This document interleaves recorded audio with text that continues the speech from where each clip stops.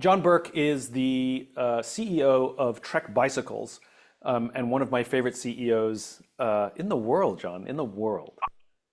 Yeah, no, in the world. I've only met four CEOs, but you're my favorite in the Exactly. world. Thank you. And the reason I wanted to invite John to come and talk to folks who are sort of on this part of this Curve initiative, part of this movement that we're trying to lead, is that his views on corporate culture, how to build a values-based organization, and also how you build in different ways of thinking about performance, where it's not sort of traditional ways of thinking about performance. As far as I'm concerned, John's thinking is a cut above most other CEOs, and the success of Trek Bicycles has absolutely proved it. Under John's leadership, Trek Bicycles has grown many, many multiples. Like, what, 100 times? Yeah, something like that. I've been here so long. I think 100 times Awesome. revenues from when you joined, something insane like that. Uh, And John's focus is also about his customers, the bicycle stores, and he's built an entire culture about how you serve other people. John, thank you so much for joining. First and foremost, I want to understand, when you took over Trek, yeah. what cultural changes did you know you had to make, even if you didn't know how to make them? I think the biggest thing is just to focus on the customer. That, if you focus on the customer journey, there's always gold to be found along the way. And I think focusing on the customer journey is a great place. And I also think that one of the biggest changes that needed to be made was good is the enemy of the great.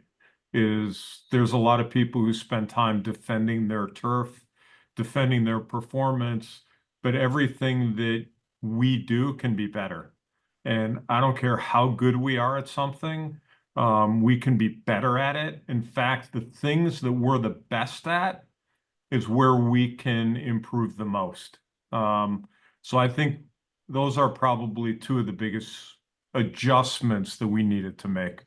So this is great. Let's go down this rabbit hole, which is policing is a profession where a lot of people who were raised in the profession and now have positions of leadership, they defend the way that things are done, not necessarily because they're bad people. It's because that's what's familiar, that's what's Yeah. easy, that's what they know, that's what got them promoted. And it's not that change is difficult or necessarily resistant to change, but the devil I know is better than the devil I don't. And the thing that I'm good at is clearly the things I'm going to defend, not to mention the fact that it's a system that sometimes rewards the old way of doing things. That's what gets you promoted.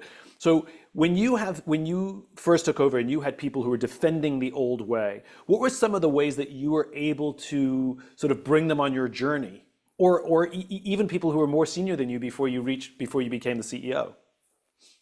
Yeah, I think one of the key things is knowledge.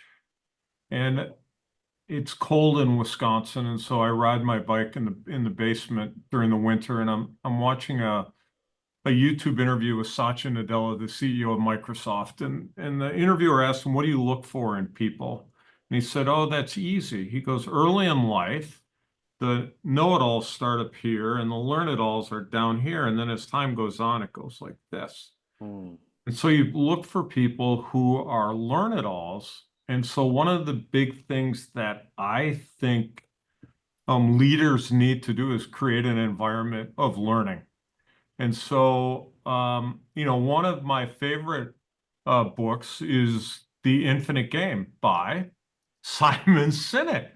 And in there, the chapter is about your worthy rival. Yeah. And so to get people to open their minds to look at other people and really pursue being the best in the world or being the master of your craft. That to me is what the journey is all about here. For those of you who don't know what we're talking about, the concept of the worthy rival is perhaps the easiest of the five elements of the infinite game to adopt an infinite mindset. That's the easiest one to deploy, I think. Basically, there's no winning policing, just like there's no such thing as winning business.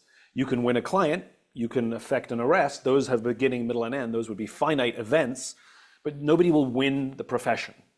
And so what the problem is we very often think we have competitors in business. And the concept of the worthy rival is any other player in the game who has any kind of strength that might be better than you, like they do something or many things better than you. What can you learn from them? The goal is not to beat them, the goal is to learn from them. The goal is to outdo yourself. And so in policing, the question we ask is, what other policing organization or non-policing organization, could be absolutely any kind of organization, their culture is better than yours, their leadership training is better than yours, the way they incentivize is better than you, the way they promote is better than you. Instead of competing against them or feeling bad about yourself, what can you learn from them? And usually, great worthy rivals are the ones that make you a little bit defensive.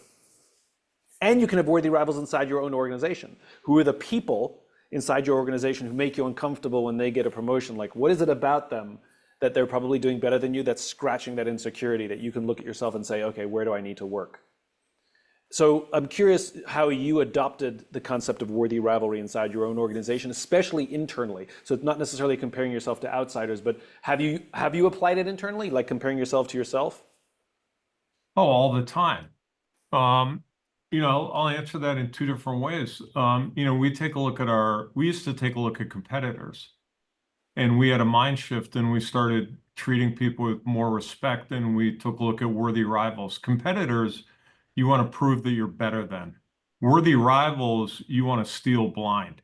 And in order to really learn from those people, you have to treat them with respect. What are they doing better than we are? And whether you're running a bicycle business or whether you're running a police department, we try and search out who's the best in the world at whatever it is. And, that might be within the bike business. It could be outside of the bike business, but that's what we look at. And we try and figure out what are those people really good at and what can we learn from them? And it works outside the organization, and for sure it works internally. Say more, can you give me a specific example of internal? Okay, so one of the things that we do, and this has been really successful for us, is we took our business and we said, we're not just one big blob. And we said, we're going to divide Trek into, we call them sparkling minibuses, and there's 750. So we own 450 retail stores. We have 16 distribution centers around the world. We have 2 different manufacturing plants. We have 16 different product groups. And we break those all down into sparkling minibuses. And so we say, you're a sparkling minibus, you're responsible for the performance of your organization. Once a month, we have a leadership meeting. What we do in the leadership meeting is we share results with people, but then we have usually 6 minibus leaders get up and talk for 8 to 10 minutes about their minibus and what they're doing that others can learn from. So it's a process. So 12 times a year, you're seeing 6 successful leaders stand up and talk about what's working for them. And if you're really interested in improving your performance, then you will learn. So it's really good. So let's dig deeper. First of all, why did you call a division or a business line a sparkling minibus? Well, we love to learn, and that came from Jim Collins. He came to Trek, and there was a global leadership meeting. There's 300 people in the room, and he looked out and he goes, the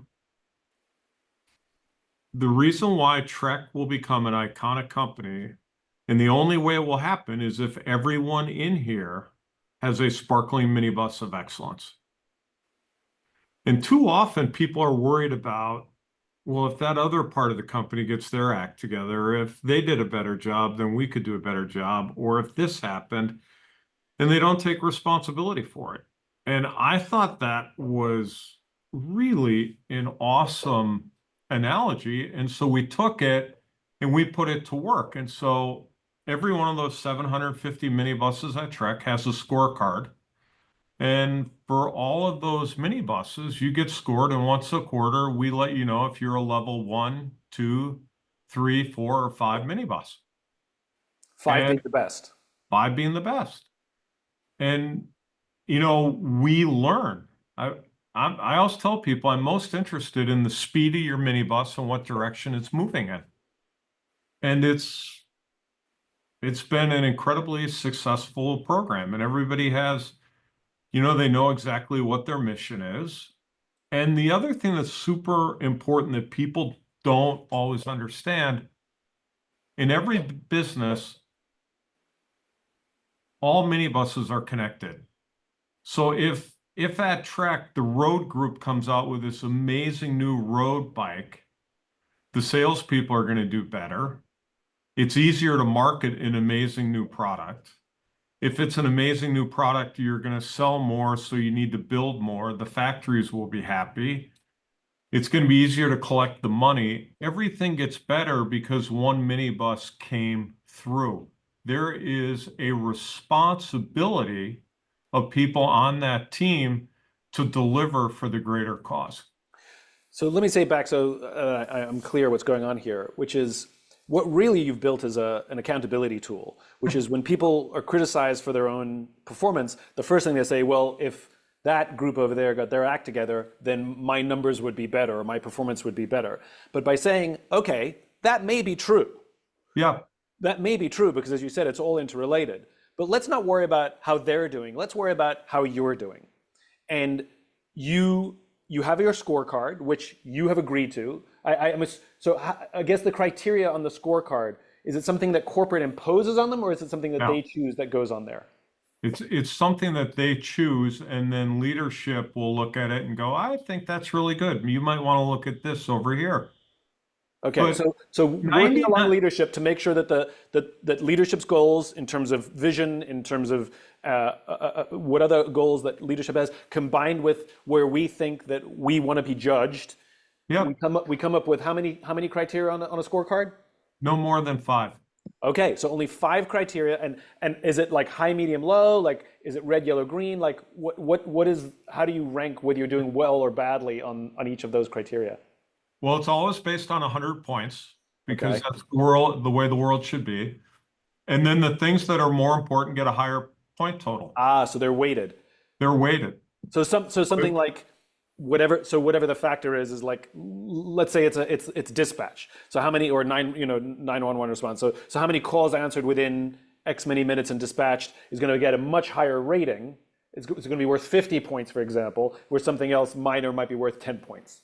Yeah. Okay. And the scorecards are transparent, meaning once a month, everybody sees everybody's scorecards. Yeah. And they get graded once a quarter. And then, And who does the grading? oh, well, the HR department used to do the grading, and now the finance department does. So we made a little change there to get a little better accountability. So we look at things all the time, and we figured that would be a better way, and it has. Okay, so it's a third party does the grading. Yeah. So you get to choose your own criteria along with management, but then a third party does the grading. Yeah. And basically the job is for me to take responsibility for my group, whether it's a small group or a large group, because if we're a sparkling minibus, the positive ripples are going to be out there. And 100%. We never want to be the one that says, well, if you just got your act together, because we have a sparkling minibus. So it's really an accountability tool. And the more everybody focuses on themselves rather than what everybody else is doing, rising tide lifts the whole organization. True. And when you do that, you actually get more people to communicate, and you get more people to interact, so that the sea is rising, because people want to be successfsul. Let's talk about customer focus for a second here. Yeah. I think one of the things it's lost in business, it's lost in policing, it's lost in healthcare, for example. I talked to president of a hospital, and they'll tell me, the patient is most important to me. I'm like, but you don't ever interact with patients. The president of a hospital should be worried about the doctors, nurses, and frontline healthcare workers. Their customer is the patient. Yeah. So you have a very different point of view on who your sales team serves from what Yeah. I've seen from other organizations. Yeah. Uh, so, because again, I talk to a CEO and they're like, my number one priority is my customer. Great. But the question is, who's the customer? So, can you're in your organization, you view the customer as the bike shop, not necessarily the person buying the bike. Is that right? We view there are two customers. There's Okay. the person buying the bike, and we are laser focused on that person. We keep track of NPS score. We set an internal goal 5 years ago. Lori Cook, who's the head of global customer care, says 5 years ago, we're going to have a NPS score of 95 by the year 2025. And that's a net promoter score. Would you tell somebody else to do business with your company or not? That's what Yep. NPS is. Yep. And nobody's even near 95. And it is now 2025, and in March, for the first time, we hit 95. That's insane. So It's 95% of people who bought a Trek bicycle would recommend to their friend to buy a Trek bicycle. That's close to it. There's a little more nuance with a net promoter score, but it's even higher than 95. But 95 is the NPS score. It's like Wow. it's an incredibly high number because part of the fabric of our company is we take care of customers. We will do whatever it takes to take care of the customer. And this is really interesting. I have this theory on trust. And the way 90% of people look at relationships or transactions is they go, I'll do this for you if you do this for me. And we take a different approach to it. We say, what do you need to do? What do you need to be successful? And how can we help you be successful? And the more value I can add to you, I'm going to do that without asking for anything in return. And if I really add a lot of value to you, then it will come back to me tenfold. I'm just trusting that that's the case. And that's the approach we take. We have like 5,500 bicycle retailers around the world. And what all of our competitors are interested in is how much stuff can we sell to those people. And we take a little different tack. And our tact is we're going to work as hard as we can to make your business successful. So whenever a sales person calls on your store, their number one priority is to be a consultant for your success. How can we help you be more successful? So Trek started a point of sale system, which has all these metrics to help you run a successful business. We started a leadership program for internally at Trek, but then we offer it to all of our retailers. And it's an unbelievable leadership program. You know, this has got Jim Collins, it's got Colin Powell, it's got Jill Ellis from the national team, it's got Magic Johnson, it's got amazing people delivering leadership lessons. It's available to all of our retailers. So we figure out how can we make our customers more successful, and then we put all of our resources on that. And let's be clear, you have these mom and pop bicycle shops that they got into it because they love bikes themselves. That's why it's a business of passion. And before you help them build their businesses, they're doing the best they can. They have a passion for bikes, not necessarily studied business, and they're doing margins of what? Keeping the doors open, breaking even, small profits, 5%. Yeah, they take a small profit. Yeah. They take a small percent. And now because you've come in and instead of trying to just sell them more bicycles, extracting value from them, you've come in and said, how do we help you build your business? And now you're helping them get their margins up to what? Well, honestly, that's a really tough trick right now because the business went through this huge boom during COVID and now we're through the bust. So what we're really helping them do right now is to land the plane. But the important thing is that they know that we're here to help them land the plane and to figure out how can they be profitable and how can they run a successful business in the future. But you were, I mean, you and I've talked about this before. I mean, you were helping some of these stores who just with simple things, just how to run a better business, helping them raise their margins from, making a small living to 30% margins, like helping them, build really successful businesses. And and it turns out when you commit yourself to helping somebody else be successful, turns out they want to buy more of your bicycle without you even asking. 100%. And that's the key. And the, for everybody listening here, that works in any situation. I mean, this goes all the way back to Stephen Covey and 7 Habits of Highly Successful People. Everybody has an emotional bank account with everybody else. And the more deposits I can put in your bank account, someday I might need something, and you're much more apt to come through for me if I've done good by you. Yeah. And I got to believe, I was looking forward to this conversation today. If I'm in the business of policing, I'm going to try and figure out who my customers are, and I'm going to try and figure out how can I deliver as much value as I can. So one of the things that we have offered the profession, because one of the things I think the profession lacked for as long as I can remember, is what is the purpose of police? Start with why, right? What's the purpose of police? And most people inside or outside the profession will say, enforce the law, right? Which is why they call themselves law enforcement, right? But that's only one thing that they do. It's only one thing, is enforce the law. And that's not a purpose. That's one thing you do. And so we offered we proposed that the purpose of police, the reason why we have police in the world, in our country, is to protect the vulnerable from harm. That is their job. And that point of view, understanding that let's say there's a criminal running loose, right?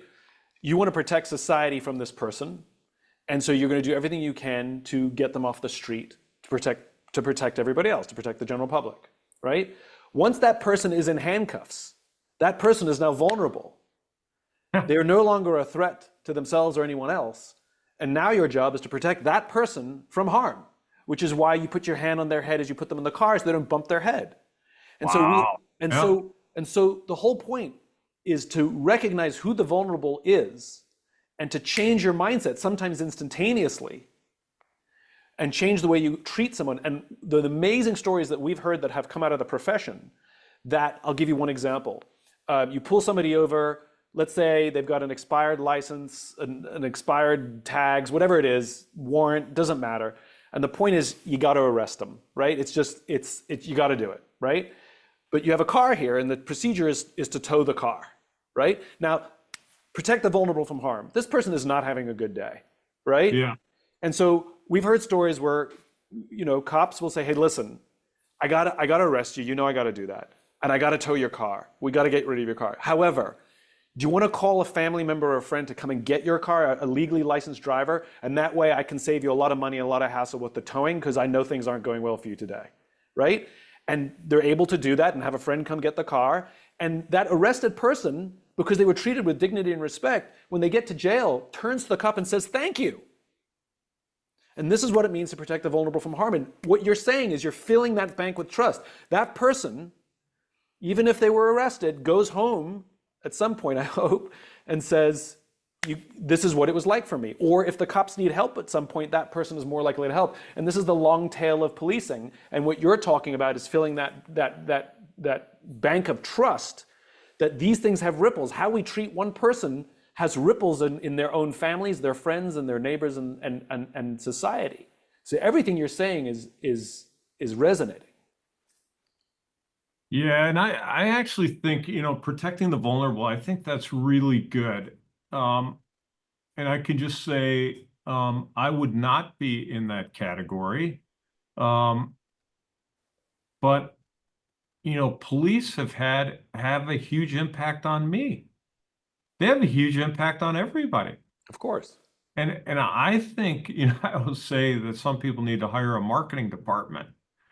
But that would be, if you take a look behind me, there's a whiteboard. I have 2 massive whiteboards in my office, because I view my job as to solve puzzles. I love framing puzzles and getting groups of people in here and to solve puzzles. But one of the puzzles I would solve is the marketing puzzle, is how do we want to be viewed and what is our product?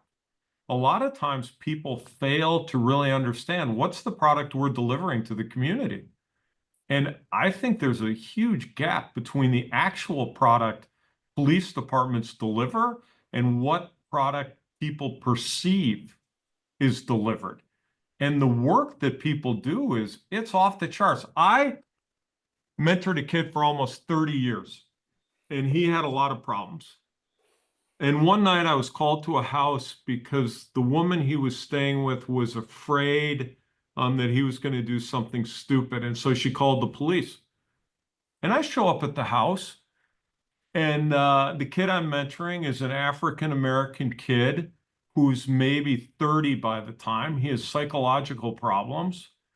And there's a Hispanic police officer and a white police officer in this small living room in this house. And I enter, and they're trying to talk this kid off the edge. And the job that they did was unbelievable. And at the end of it, they put him in the cop car and they drove him home to his mother's. Nobody's ever going to write a news article about that. All you see is you see the miserable stuff. And I think there's really an educational process that could be done on what the actual product is that police provide. They do amazing work. Yeah, it is a good, it's true. What is the product of policing? It's a great discussion. I would argue it's a feeling. And I think, and this is part of the problem with policing, right? Because you can't meet feelings with facts. You can't change feelings with facts. You know, I had a fight with my girlfriend, and I said to her, I've told you, and you did this to me 6 times this week, and it really upset me. And she goes, actually, I only did it 4. And I was like, it doesn't matter the number. She goes, well, if you're gonna have a fight with me, Simon, get your facts right. Right? Yeah. Like you can't bring facts to an emotional gunfight. And I think very often when police provide statistics, they're attempting to demonstrate, look at the good job we're doing, the crime we're fighting, violent crime is down, carjackings are down, little old ladies are getting helped across the street, cats are getting rescued. Like, just look how great we're doing here, right? And I think they forget that perhaps, and this is just an open, I'm thinking out loud here, perhaps the real product is the feeling of safety. And that's why these ripples, even if somebody did something wrong and the police need to intervene, that the feelings that we're generating are what create the feelings of safety or protection or fairness or whatever words you want to use, dignity, whatever words suit you. They're all feelings. And even anger towards the police, is a feeling. And you won't change anger towards the police with a bunch of statistics. It'll never happen. The statistics matter, just not in the moment of the emotion. And I don't think you're right. I don't think anybody's ever thought about what is the product that we're actually dealing in. I have an interesting story. There's a group that came to talk, our HR guy, who you met, Ted Lasso. We call him Ted. And Ted comes to see me, and this is 15 years ago. He says, we're going to have the Great Places to Work Institute here today, and you need to meet with them. Oh, no, shoot me now. Like, I don't want to do this meeting. And so we get down, and this had to be one of the all-time worst presentations in the history of business. This guy goes through like 30 slides in a deck. I'm falling asleep when we get to slide 29. And he says, I can assure you this, companies that have a high Great Place to Work score make more money. And he has a great little chart and graph to explain this. I rise from the dead. I'm like, seriously? And so he explains it, and I go, great, sign us up. And so we became a company that measures our Great Place to Work, because I truly believe that happier employees produce better results. And so we started on this journey. And 3 years ago, Trek was named one of the top 100 companies to work for in the US. Last year, we were named one of the top 25 global companies. And we have a way that we get this done. And we put it on everyone's scorecard. You're going to be measured on one of your scores is what your Great Place to Work scorecard is.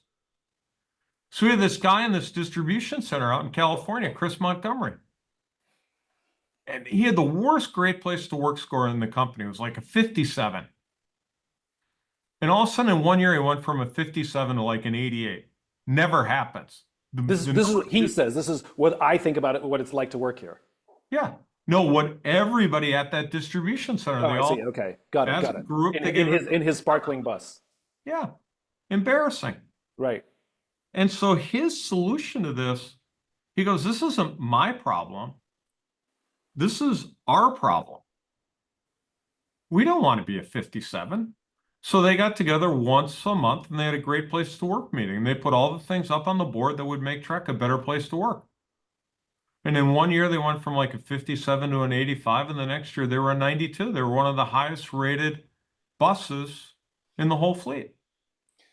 You are tapping into something that I think is core to a lot of what the profession of policing struggles with. And I think that a lot of the general public doesn't realize that a lot of the agencies, the cops may like each other, they don't necessarily trust each other. They may get along with leadership, they don't necessarily trust leadership. And what you find is everybody's coming in and kind of doing their job. Yeah. Also, the metrics are completely lopsided in a lot of organizations. That, you know, what determines how quote unquote good a cop you are is how many arrests you've made or how many, you know, tickets you've written, which of course are not an indication of good policing at all, as you described from the policing instance that you witnessed. That's good policing, and yet that won't show up on any traditional metric. Yeah. And so I think what we at the Curve especially are promoting is all of the external problems and opportunities that policing face can all be addressed and solved if we focus internally on how cops feel about themselves and how cops feel about each other, culture and leadership.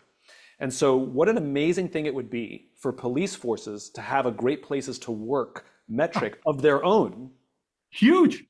Imagine what happens if you do the things that make people want to come to work and love coming to work. You know, a happy person not only treats their colleagues better, they treat the general public better. A pissed off person at work is going to, the first person that pisses them off, that's it. You know, they're on a hair trigger, not because of the general public. They're on a hair trigger because of the way they were talked to back at the station, when they came in that morning. What an amazing thing to have a great places to work metric on a scorecard in every different group in a policing agency, even if that group is 4 people, who cares? I will tell you this. We slice and dice that great places to work data by manager. And you can tell the worst managers had the lowest great places to work score. If you can't straighten out your great places to work score, you will not last here, period. And just think if you did that in police organizations. That's amazing. Because you can tell happy employees do great work. Employees that are pissed off, there's no way you can succeed in that environment. Yeah. It's great stuff. Plus, it gives that employee the ability to provide confidential feedback. This is what I really think. Yeah. Oh, we have a saying here, feedback is a gift. And so it gives the employee an outlet so that they feel they're participating in the mission of the department.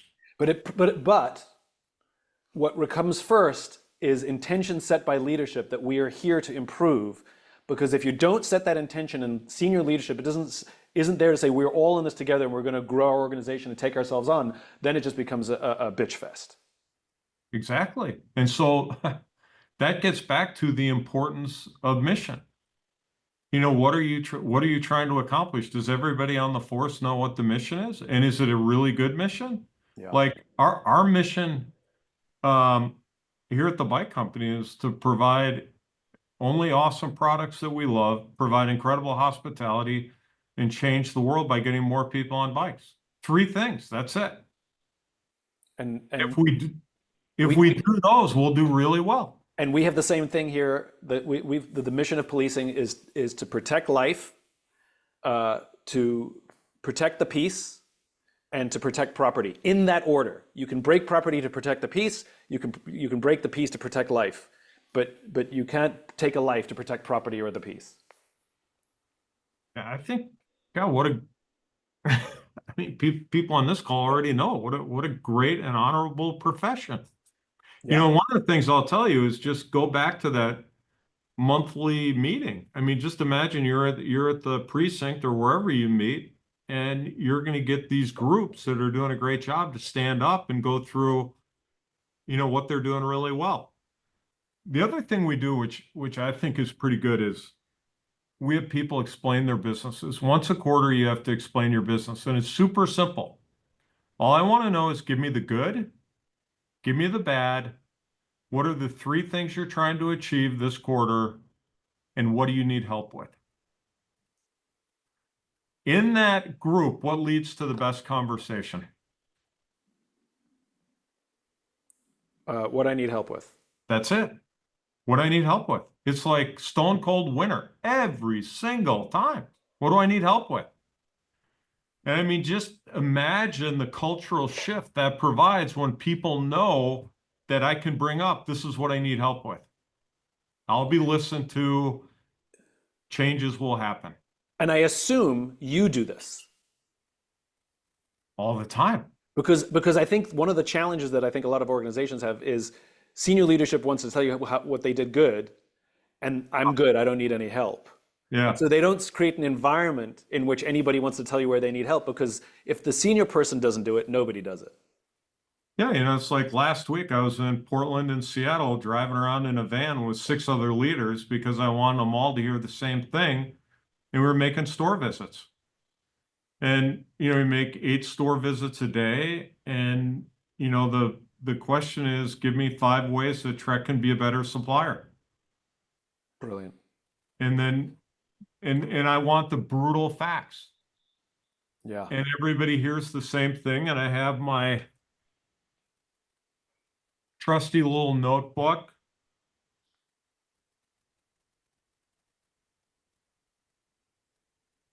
And that Yep. notebook is filled. Yep. Do you see the 5? Yep. That's Sterling at Westmoreland. That guy is a level 5 leader, off the charts. That's brilliant. One of the things we've implemented, I stole from the Air Force. Because it's about creating a culture of feedback. Because if you, as you said, feedback's a gift. And one of the things I realize in business is, let's say somebody's working on a PowerPoint. I mean, it can be anything, but let's say they're doing a big presentation. They spend 2 weeks working on that big presentation. They give that big presentation. At the end of the presentation, they go, huh? Very good, right? Like that's everybody in corporate, right? That's everybody in corporate. And if you So say anything good. bad, they get defensive because you're criticizing 2 weeks of my life here, right? Yeah.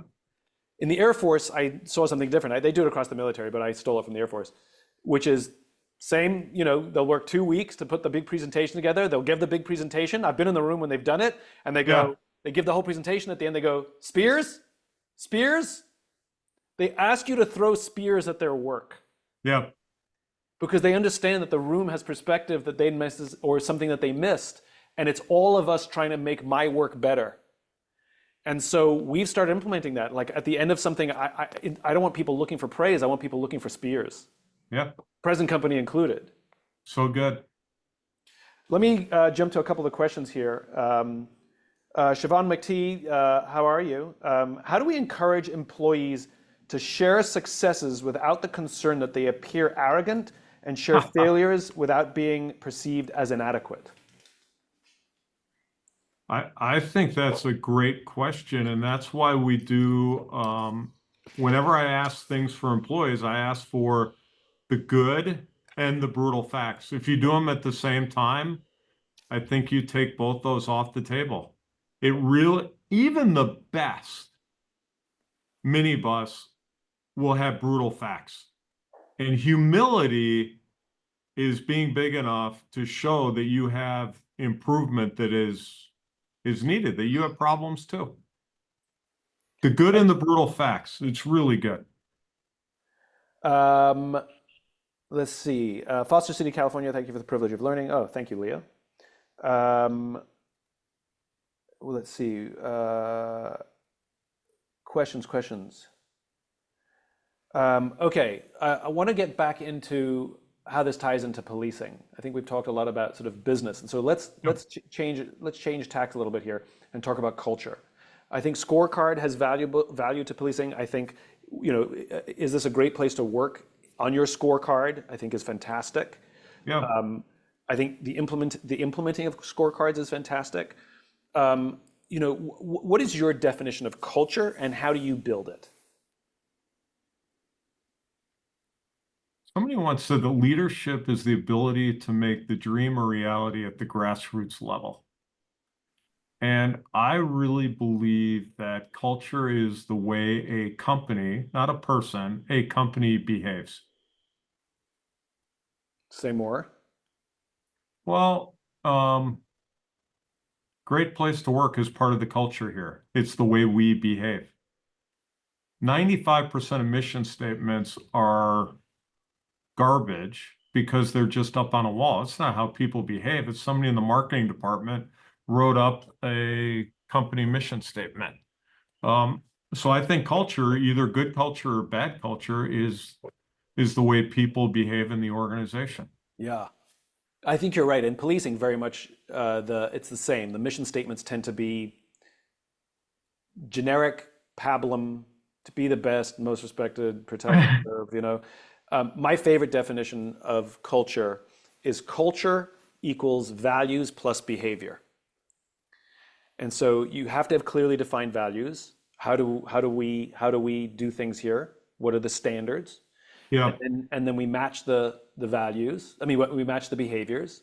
And if you have clearly articulated values and behaviors that match those values, you will have a strong culture. 100%. There's somebody who said, I think the University of Michigan did a study on this years ago, and they said, why do people fail in their jobs? And so, well, number one, they nobody explained to them what the job was, and two, they were never trained to do it. And I think culture is similar. If you don't tell people what the culture is, and you never train them on the culture, it's not going Oh, to this is good. This is rich. Okay, most people don't know what their job is. So I wonder if I went to a police department and Yeah, I went to the rank and file and I said, "What's your job?" right. What would they tell me? That's number one. And I think a lot of them, there's a lot of training in tactics. And so if they tell me their job, they might give me a list of tactics or Or better, abilities. Or, and I'm curious for anybody who wants to jump in here, and please put your questions in the box. Well, we can ask John. And again, John is expert at understanding how to measure and drive behavior that is beneficial for the culture and the performance of the organization. That's why I wanted him here. So take advantage. But if I were to go to the rank and file and say, "What is your job?" And if or even better, if you're a midline leader, right? If you're a midline leader who you're out in the field, but you also have people reporting to you that you're responsible for, and I say, "What's your job?" Are they going to tell me the same thing that first year cop is going to tell me, or are they going to tell me my job is to protect these cops that are in my care, that protect these human beings, someone's son and daughter that's in my span of care? And the question then is, if they do have that definition of what it means to be a sergeant, for example, then the question is, are we teaching them how to be a sergeant, or are we just teaching them how to do cop stuff? and the other thing that's really interesting is you have 5 people in the room who all do the same job. Ask them to answer the question at the same time. You write down what your 5 responsibilities are. Yeah. See if you get one answer, you get 5 different answers. And when you get 5 different answers, you've got a problem or an opportunity. Yeah. Yeah. Can you share a cultural challenge that you struggled with, that you have found a way to overcome in recent years that may be relevant to this group? I'd say leadership. Leadership training is something that we never really provided. And then we started to say, it's all about leadership. Companies are only as good as the leadership is, and leadership matters. So we go back to, we failed to produce enough good leaders because people don't know what a leader is and they've never been trained to do it. So we came up with the leadership program, and we said a leader is four things: somebody who has a high degree of will, a high degree of humility, has vision, and can put the best team on the field. That's how we measure it, those four things. Well, once we've measured it, once we've explained it, then we can train people on what's high will. And you can tell stories, and you can provide training, and you can do the same thing for humility. What does humility really mean? Does it mean putting yourself first or always putting the team first? Who are great leaders who had high humility? And you can start talking about George Marshall, and you can start talking about, leaders who lead with humility. And then you can start talking about what it means to put the best team on the field. There's this grocery chain out on the East Coast called Wegmans. And they have a saying there that says, everyone's a leader at Wegmans. And so we adopt that here. Everybody's a leader at Trek. And it's a never-ending journey. We haven't accomplished that, but we strive for that. And I can tell you, years ago, 15, 20 years ago, I thought leadership was a God-given talent. And now I can tell you for sure it is not. It can be a trained skill. Yeah. And I've seen it happen. And, if you take a look at the way we do performance reviews, we used to have these ridiculous 6-page performance reviews that we do once a year. And now we do twice a year, we do whiteboards. It's a conversation with the person, and they're off the charts great. And we do coaching in the moment. And you teach people how to coach. Yeah. That's so good. You're touching one of my pet peeves, which is, the whole like I'm the leader because I'm smarter, all of this. And you're right when you say everyone's a leader. Leadership is the awesome responsibility to see those around you rise. And anyone at any level can accept the amazing and incredible responsibility to see the person to the left of me and to the right of me rise.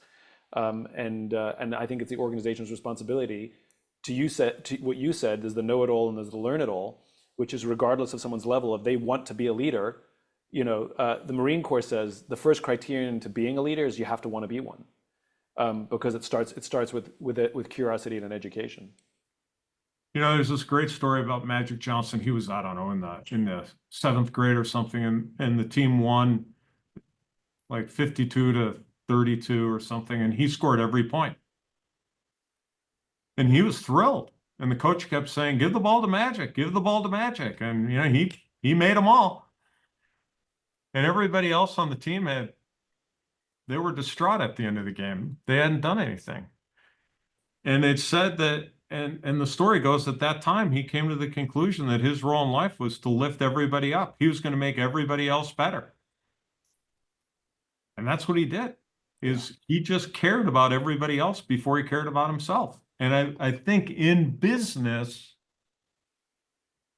that's such a powerful concept, is I'm not going to care about myself.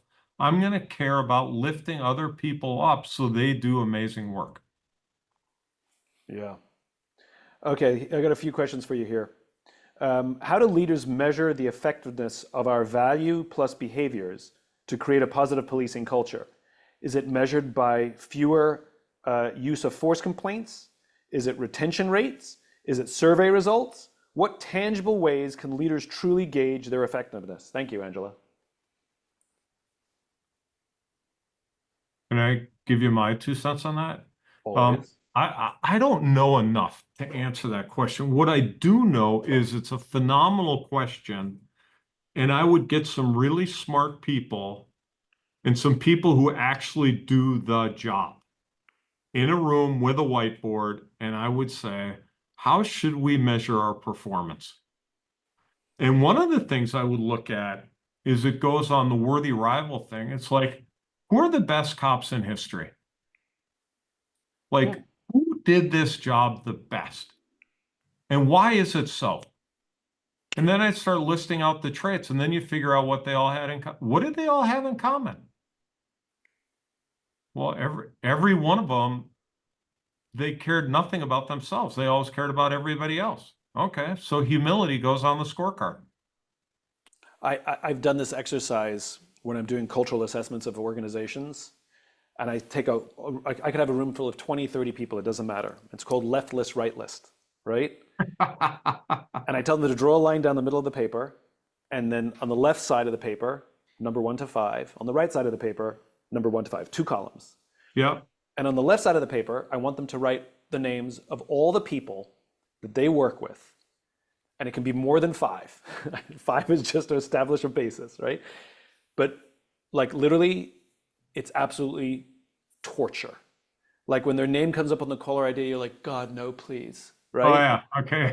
And it's just like they don't embody the values. It doesn't matter if they're high performers. They just like, it's just, you know, it's awful, right? Yep.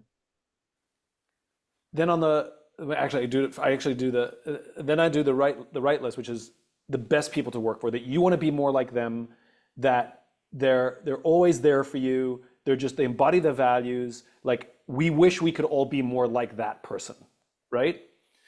And then I tell them, what are all the characteristics that every single person on your entire right list, right? Every single person has so they all have lots of characteristics, obviously, right? But what is every characteristic that every person on your right list has? And maybe the people on the left list have 1 or 2 of them. And then basically what you get is a very short list that says we should be more like this because all the best people in our organization and the people we admire have these same 4 things in common. So let's strive for those things. It's a fun exercise, very similar. And then you come to those conclusions and you go, well, one of those factors is humility. Yeah. And then you go, okay, well, how can you train for humility? And you go, well, I'm going to do an interview with these 5 people who have amazing levels of humility. And we're just going to shoot a 2-minute video and we're going to pass it around to everybody. Or we're going to have at our monthly meeting, we're going to have one meeting devoted to humility. And we're going to get these 6 cops to stand up and go through how do they approach humility. Yeah. I will say, Angela, that I think, fewer use of force complaints, I think it's a lagging indicator. I think that when there are use of force complaints, I always want to go backwards and say, what are all the things that are happening culturally that led to that? So I'll give you an extreme example, right? An extreme example is what we all saw in United Airlines, where a passenger was dragged off the plane with a broken nose, I think. We all remember that footage. And we know that those were, airport cops. It wasn't the airline. But the point is that those flight attendants who work for the airline, they stood back and watched. None of them intervened and said, that's our passenger that you're hurting there. Or any kind of abuse that we have experienced I'll leave the airline's name out, but I was in Chicago and O'Hare, and there's a storm, of course, because it's Chicago and all the flights always delayed. And so you play chess, you try and get on an earlier flight, and you do this thing because your flight got canceled. And I walked up to the counter, smile on my face, wasn't agitated, just sort of doing the thing. And I walked up to the counter to wait my turn, and the gate agent looked at me, and kid you not, she looked at me and says, I'd appreciate it if you stood away from my face. That's how, and now when I think about that, I could scream and yell, but I always want to go backwards and say, okay, what is this person's experience coming to work every day that's the attitude, right? And like what's happening I want to know where the ripples of, and I guarantee you, like that United Airlines example, that didn't happen overnight. That was years in the making, where those people stood back out of complete fear of getting in trouble from their own airline, from their own employer.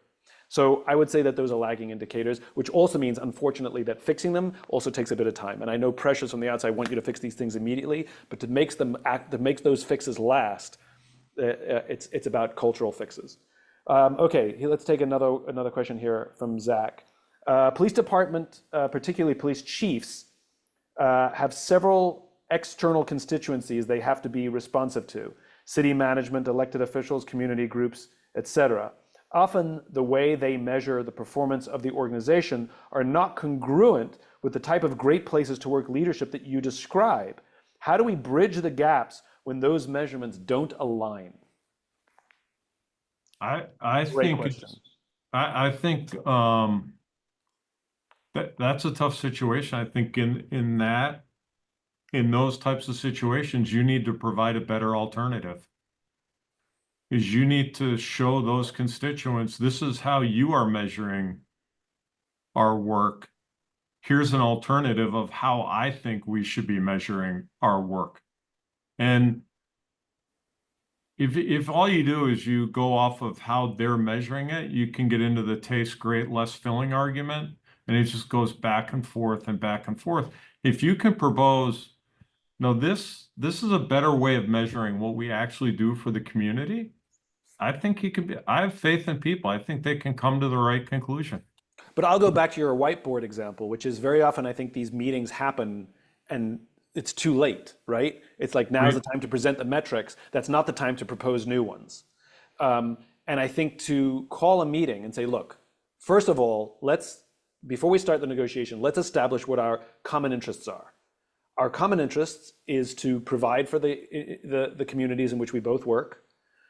If you're an elected official, I understand you want to look good and get reelected. I understand, and providing a safe place to live or work is going to help you do that, right? And so, how do we work together to ensure that you get what you need, but at the same time, we're being judged on things that are actually having substantive and lasting impact? And I think it has to be a separate meeting and a separate conversation, and as you said, it's a whiteboard session, right? Whiteboards are brilliant for Whiteboard. solving problems. It's got to be a whiteboard session. And one of the things that I think is really important, and this is a Will Guidara thing, it's like if you can let people know that you're trying to build the best police department in the world, it's hard to argue with that. If you Yeah. can paint a vision, this is what we're trying to achieve here, and this is the mechanism that we're going to keep score with, I think they're going to go, you're going to grab their attention. Yeah. And we're comparing ourselves to who we believe the best policing organizations in the world are, and we know who those are, and they look and sound very different than your traditional police force. Right. And if we can do that, this community is going to be a lot better off. Yeah. I think that's something the Curve can do as well, which is I think we have a responsibility to bring city managers and elected officials and mayors together, and for us to teach them how to judge their policing organizations. I think as independent outsiders, I think we might even have more credibility, or at least the ability to do it without seeming self-interested. But I think we can teach those people how to better judge their police force. Okay, can culture be driven from the line level up, or does the culture have to be endorsed and bought into by those at the top in order to change? I know where this is coming from. One of the things we're struggling with in policing right now, you've got a lot of young cops coming in who they want to see change. When they ask questions, why do we do it that way? And we hear that's the way we've always done it. That frustrates them. And what we're hearing from mid-level management is they're running up against some of the old guard. I mean, everything sort of like, this is the way we've always done things. This is the way I know how to do things. It's my way or the highway, And so the question here, I understand that, which is, can culture change? Can it be driven from the line level up, or are we resigned to wait for the senior leaders? I'm an optimist. I believe anybody can make a change. I go back to those are the people who need to propose new solutions. And you might not be able to make the whole department a sparkling minibus, but you can make your own minibus a sparkling minibus. And you might not be able to get the department to adopt your values, but you can get your minibus to adopt your values. And I worked in a plastics factory the summer of my junior year in college, and I came home third shift, and I came home, and my dad was in the kitchen getting his cup of coffee, and I said, "That was horrible. I'm going to quit." And he looked at me, I'll never forget this. He kind of turned around, he looked at me and he says, you're going to be at the plastics factory all summer and you're going to enjoy it. And I thanked him for that. And so I went to that plastics factory and I did the candy canes with the M&Ms and they had season's greetings on the top. So I shucked out the season's greeting out of the drill press. And every night I'd come with a score sheet to see how many I could crank out every damn night. Because I came to the conclusion instead of quitting, I was going to be the best drill press operator the world had ever seen. I love that. And and it's like you can take your own small piece of that police Yeah. department. I don't care how bad it is.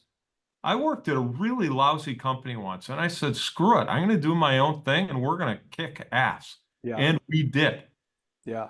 I mean, you and I share a philosophy here, which is I always talk about be the leader you wish you had, which is yes, no number of anonymously sent books to leadership is going to change the way they lead, but take responsibility for the people in your span of care. And if you are a line level, person to the left, person to the right, and if you're sharing a police car with someone every night on shift, you can both sit there on your phones all damn night while you're sitting in the car, or you can have a conversation. You can find out about who this person is, what their struggles are, what they're trying to learn, make them feel seen, heard, and understood, and you're going to be that leader you wish you had. Amen to that. Even if the sparkling minibus is that one police car with two people in it for one night. 100%. How do you create a culture when so many in the profession don't see the need? Oh, Yeah. I I go back, I think the last answer applies to it. Man, I don't give up. There's a famous saying that sometimes you got to pound away at the rock 100 times before it cuts in half. And when it does, you'll never know that it was those 100 times that made it happen because it doesn't show. And sometimes you have to have the faith that I'm going to make my minibus freaking awesome and I will do whatever it takes in order to do that, no matter what. yeah, And they can beat you down and beat you down.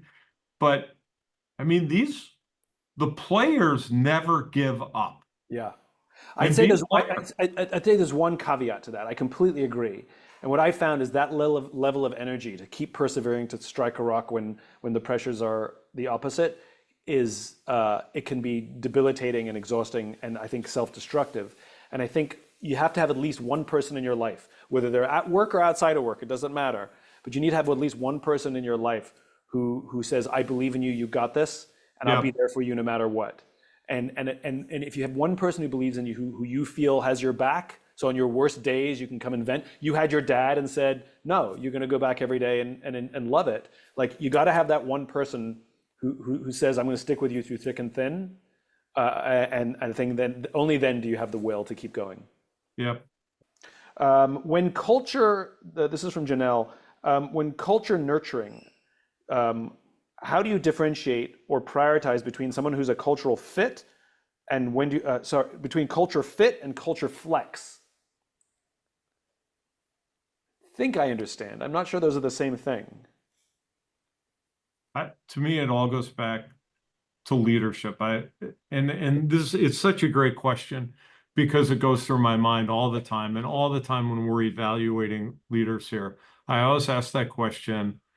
And I did it today. It was on my whiteboard today. We went through a current problem that we're having, and we go right to the leader, and I write up on the board, humility, will, vision, best team on the field. And the person had a 2 for a will score. I mean, for a humility score. Like, unless you address that, you're not going anywhere. That's where I go. So culture fit versus flex, meaning is it is it the organization that is ossified? I think I understand the question. Is it the organization that is ossified?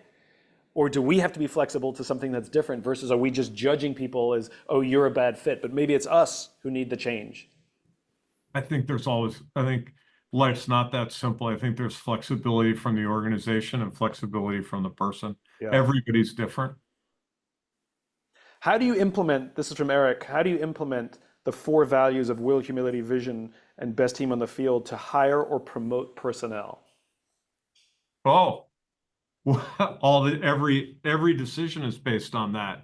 And here's the interesting thing. It's like that person who just got a 2 for humility. There was a big job that was just open and the person didn't get it. Is that person interviewed fine, but they didn't understand that every single day you're interviewing. It's all about whether you get a promotion or not, is all about how your minibus is doing. And more importantly, is what's your level 5 leadership score? It's not just how you show up on the day on your interview or how you perform No, the test on that's every day is the interview. I'm going to prepare for the interview. It means nothing. Zero. It's like, what's your, I want to see all your work. I'm going to talk to the people that you work with. I want to know about your leadership skills. I want to, that's what I'm concerned about So when you're looking at a candidate for promotion, it's these four things that you're looking for all the time. all the time. It all gets back to that question. Did I ever tell you the story from Southwest Airlines back in the day when they used to bring in for senior leaders? They used to fly them into Dallas for their interview, and there was this guy coming in for a very senior position that he would interview with the CEO, and he came in, and the interview went spectacularly well. I mean, he was a rock star, right? Yep. What he didn't know is that before he walked in the door, the CEO had talked to the gate agent who checked him in on the flight, talked to the flight attendant who served him on the flight, talked to the driver who drove him from the airport to the headquarters, and talked to the front desk who checked him in. The guy was an asshole. He didn't get the job. Yeah. To your point. That's so good. And that's why we love to promote from within, because then you don't have to make those 4 phone calls. Right. Right. I think we're winding down. John, as always, there's not a single time I've ever talked to you where I am not madly looking for a piece of paper so I can go write things down, the things that I need to implement in my organization. Today was no exception. Every day I talk to you, every time I talk to you, you help me be a better leader. Thanks so much for giving of your time to these wonderful men and women in uniform who sacrifice so much for others, and they've shown up here. They've shown up for the Curve because they're trying to make it better, and everything we're doing is just to support them. Yeah, well, thanks so much for having me, and for all those people who are watching this. Understand one thing is, I work at a bike company with a lot of super talented people, and I've been lucky enough to put a bunch of this stuff into play. You deal with life and death, which is way beyond what I do. And so I thank you for all of your service. If I can ever be of any help to you, I have an email address. I try to get back to people the same day all the time. Send me a note and I'd love to help you out. Thank you, John. So Thank appreciate you. it. All right. Have a good one. Thank All the you. best. And thank you, Chris, who's the executive director of the Curve, for helping organize this and put this on. And thank you for everybody else for being a part of it. For more, check out thecurve.org and reach out to us if we can be of support to you and your agency at any time. Until then, take care of yourself, take care of each other.